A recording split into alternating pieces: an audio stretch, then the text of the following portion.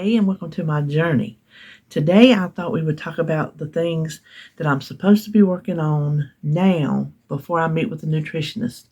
I guess to let them know that I do understand what's going on after the surgery, what's expected of me, that I already have a working and maybe practical, well, not maybe, obviously a practical knowledge of how to do these things. I've already getting myself set up to learn how to do them. Now, there's some things that I'm doing that are not on this list.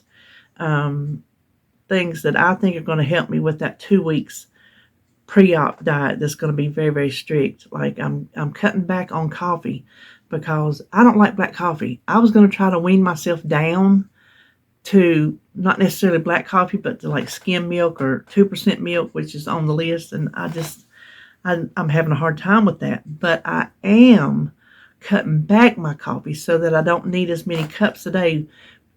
Well, I don't need it for caffeine reasons. I just need it because I like it. That's why I need coffee, because I like it. I enjoy it.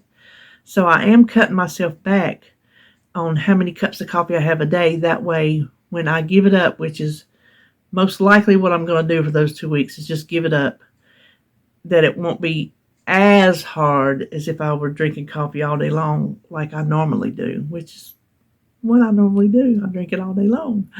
But there are some other things like cutting back my carbs. That's not on this list, but it's a requirement of no carbs except for what's going to be like in the vegetables. And I guess milk has carbs. There's some carbs in milk, things like that. When it's such a restricted diet, I thought that would just be easier on me if I start focusing on that now, because y'all know I love my carbs. I was raised on carbs. I love my carbs. Carbs are a vegetable to me. That's why I don't like the non-starchy vegetables, which I'm going to have to really rely on those 2 weeks if I don't want to be, super duper hungry, which I'm sure that's going to happen. I mean, less than 1,000 calories a day is what is required. Now, we'll go more over that specifically. I've gone over it in a past video, but we get an actual surgery date, we'll have a video on just the 2 week pre-op diet. What we're going to talk about now is what is expected, or I guess it is expected. What's expected of me now is called optimizing nutrition before surgery.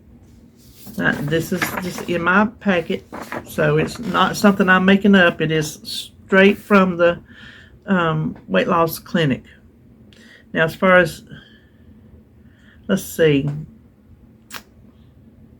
No, I'm trying to think. It was not separated out into categories. It's just listed.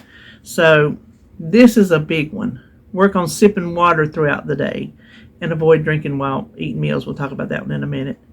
We need 48 to 64 ounces of fluid after surgery, 1 ounce every 10 minutes for 8 to 11 hours to stay hydrated. Now, I did see in another part of this that as long as you drink, how many every ounces is, obviously when I get to it, I'll be more specific, within an hour's period of time, I guess, as your stomach can allow it. So that's something I've not yet. I try to sip my water, but then I get thirsty, my mouth gets dry, and I end up gulping it, I drink it through a straw. And so that's something I've really got to work on, is just taking sips of water. 1 ounce. I think a shot glass might be 2 ounces, something like that. So 1 ounce at a time is not much. That is literally sipping water. Practice chewing your food 20 times before swallowing. Chewing after surgery is necessary to aid in optimal digestion. I have been practicing that. Oh my gosh. It seems like it takes forever to chew your food 20 times. And by the time you chew it 20 times, there's really nothing left of it. So I guess when you have just a little pouch of a stomach and all your digestive juices are basically down in the big part of your stomach that they staple off, I guess you do need to help it out, since you're not going to have the ability. Well, your pouch is not going to hold big chunks of food. I don't see that as how it works. So I have been practicing that. But I've started this one too. Begin sampling a variety of protein drinks prior to surgery. They can be a meal replacement to avoid skipping meals, or can be used as a snack. And it's talking about if you try a sample, because that's going to be like a part of my life. I don't know if that's like a forever thing, but it's definitely going to be for a long time to get in enough protein, is to have protein drinks. I've already bought 2. The Fairlife, I like. That Premier Protein chocolate peanut butter.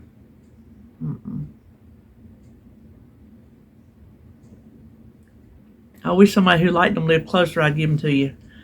I have some now in my popsicle molds, because I don't think it's on this one. It's not on this page. But it says you can freeze your protein drinks to help with dry mouth. And then, of course, you'll be getting protein while you're doing it, so it's not just an empty calorie.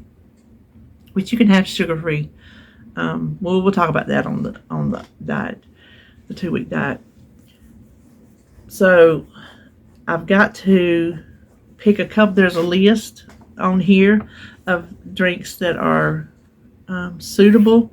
You can't have but so many sugars and so many proteins per carbs. That tells you how many. I don't know if that tells you how many sugars, or I think it does. You can't have but so many grams of sugars. The one I had from Walgreens was really good, and I found out why. I had too much sugar in it. Who knew? In my not knowledgeable self of protein drinks, did not realize that they came with sugar. I thought they were all basically sugar-free, whether it was like artificial sugar or just like no sugar. It's just like a protein. I don't know what I was thinking, but I gave them to RJ. He said he would try to do something with them. So that's why I switched over to these 2 to try. I found them at Sam's. So there are some from some bariatric websites to try. I'm going to pick one of those. I'm on a Facebook group, and I saw a couple recommendations that they said they like. So I'm going to try that first to see before it happens. And I'm stuck having to drink when I can't have but liquids. And I'm stuck drinking a liquid that I really do not like. I would like to have some kind of idea now of something that I can live with.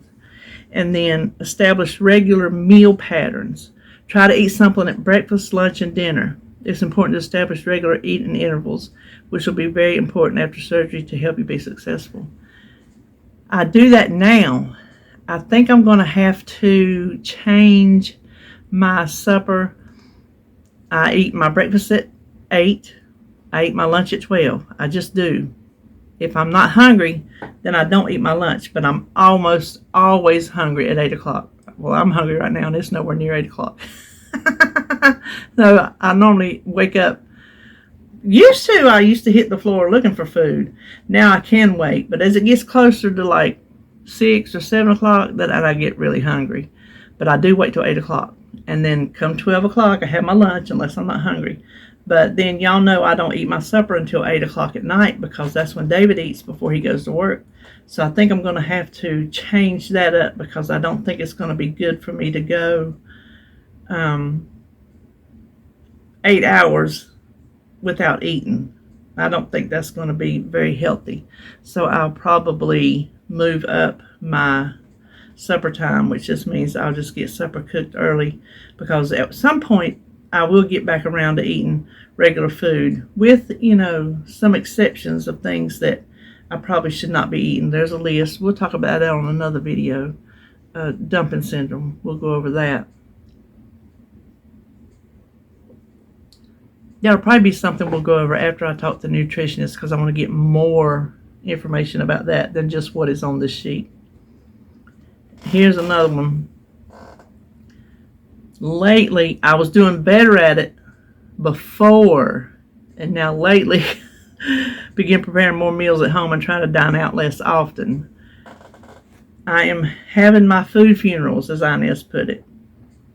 When you see my menu, well, you will have already seen this menu. I'm recording this early because I'm going to have the baby today, grocery shopping tomorrow, Sebastian Thursday and Friday. So not really much time to myself. So I thought I'd go ahead and get this recorded and have it ready to go up. You'll probably see this on Friday. So we have been eating out, trying to put some things to rest, lay some things to rest before my eating habits are changed forever. I consider that part of getting ready for bariatric surgery is getting these things out of my system, getting these things that I want to enjoy, like one more time, to fully enjoy. I consider that part of getting ready for bariatric surgery. Increase water intake to greater than 64 ounces a day. This makes getting to 64 ounces a day after surgery much easier. Now, I drink my water. Here lately, for some reason, listen, I don't know, why does this happen? Before I even considered before I decided to have surgery, I had no problem drinking my water, sometimes 5 a day. I could sometimes get to 6 a day. My big cups over here. 4 days, all I needed to get 64 ounces. And now sometimes I'm not even getting 3 in. I don't understand that. I don't understand how that works. But anyway, drink my water now. That way, drinking the 60. If I gulp it now, I can see how difficult it's going to be drinking an ounce at a time every 10 minutes during the day. That's going to be a major undertaking right there. Let's see. This is something I am working on diligently. Track your food using a handwritten or online food journal to help establish meal patterns and ensure you get the right amount of calories, protein, and carbs each day. I'm doing both. I'm tracking on healthy because that's where I get my macros. That's how I know. And then I'm tracking in my little owl notebook, my little cutie notebook. And, some days I track better than others on paper. If I can at least get it in the healthy app, then I can come back here and transfer it from the healthy app to my notebook. It doesn't say you have to do both, but I thought it might be helpful to show the nutritionist, this is what I've been working on, this is how far I've come, or this is how I've not been successful. Either way, I thought it'd be easier to show them on a notebook rather than on the healthy app. Plan ahead for meals and snacks and try to keep snacks available at all times. That's something I work on with my prep. Sometimes I make snacks and sometimes I don't. Sometimes I make sure to buy snacks, cheese sticks or whatnot. I keep what I call my blood sugar kit in my pocketbook. So if I'm out and about and I need something and it'll keep me from eating like some kind of roller hot dog at the QT. Y'all know I like those. And this one, I got a lock on this one. Discontinue all carbonated beverages. Now, I did have a Pepsi one day, a couple weeks ago. I had a Pepsi. Was it a couple weeks ago? Because I do love a fountain Pepsi. And I get those regular Pepsis very infrequently. That used to be my go-to all the time. Now, if I get a diet drink, it is a diet drink. And I've not been getting those. I did have one at the QT a couple weeks ago. I went to, I got what? I got water that day. So it's been longer than that I got it at the QT. Because I do love a QT fountain drink. But discontinue all carbonated beverages, sugar-sweetened beverages, and limit caffeine intake. So I don't drink the sugar-sweetened beverages. I had quit that a long time ago. And now that my regular coffee, I used it up. I'm drinking decaffeinated coffee now. Can't tell a bit of difference. It tastes good. I can't tell a bit of difference in my energy level because, like I said, regular coffee didn't do anything for me. Use a digital food scale to practice measuring protein foods. That I'm not doing too good on. I'm not doing too good on weighing and measuring my food. I'm just kind of eyeballing it. I need to, because you have to have so much protein. I don't know if there's a thing. I'll find out a lot more of this at the nutritionist visit. I don't know if you can have too much protein, because right now I'm eating a lot of protein. I'm eating more protein than I should get. I think it's 70 to 100 grams of protein per day is what they want you to have after surgery. Not when you start eating food, when you're drinking your beverages, you need to have that protein. That's why those protein drinks are so important. So I need to get better using my scales. Then there's the 30-30 rule after surgery. No drinking 30 minutes before your meal. No drinking 30 minutes during your meal. And they want you to take 30 minutes to eat your meal. And then no drinking 30 minutes after the meal. That's something I need to practice now, because I like to drink when I eat. I like to wash my food down.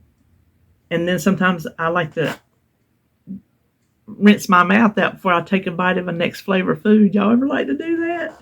So I need to start practicing that now. I have not been successful with that. Not at all.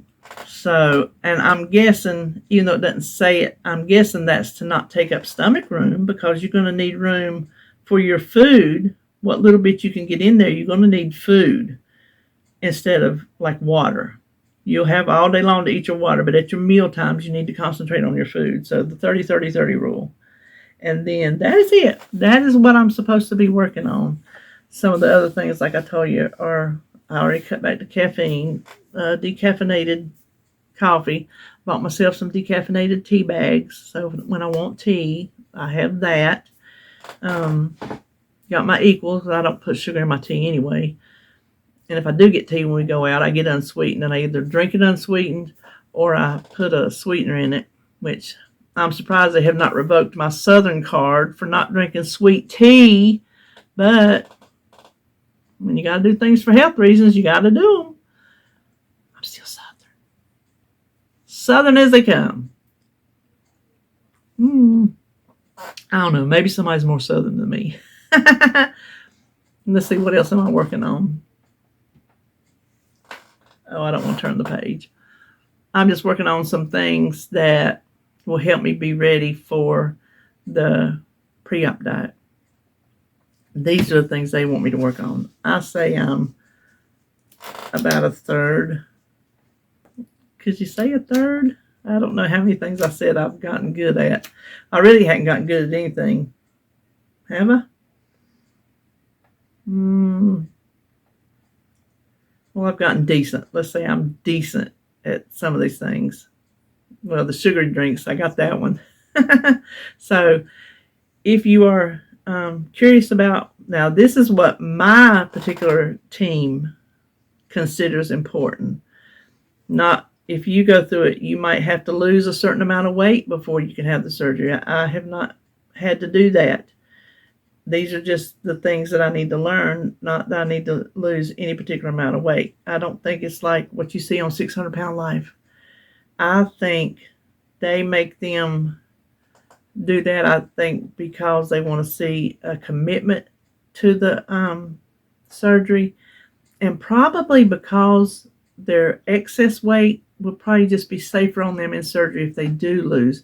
I know there are some emergency situations where they have to go ahead and help these people or they're not going to make it.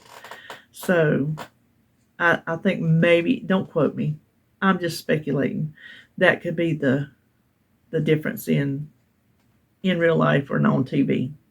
I don't know. It could be part of, I don't know. Anyway, that's how they do it. This is how I have to do it. So I like my way better. But I am still trying to lose weight. I am not giving up, except for on my food funerals now. They just are what they are. I don't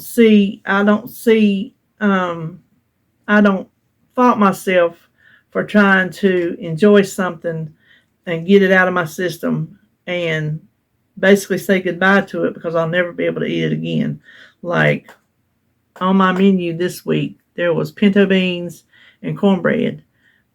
I love pinto beans and cornbread, and the cornbread that's left, I like it in milk. I have not had pinto beans and cornbread in a long time. And when I did have it, it was like Weight Watcher corn muffins. It's not even cornbread like I like. I need to put that to bed, because even though I could have beans and probably cornbread. I could have that much. That's not enjoying a bowl full. That's not having a glass of cornbread and milk. So these are things, yeah, volume's a part of food. I think even one bowl of pinto beans, which is not an overly amount of beans, is still more satisfying to eat than this many pinto beans. Now, I know they say you do lose like your appetite, but you have to watch it because I think these things can come back. You can get into the bad habits and come back and stretch your stomach, and I can imagine all the kind of problems that would cause if part of your stomach is stapled off and you got this little pouch. Can you imagine how painful that would be if you start doing things you're not supposed to do? So I'm thinking if I get these out of the way now, I won't long for them as bad afterwards.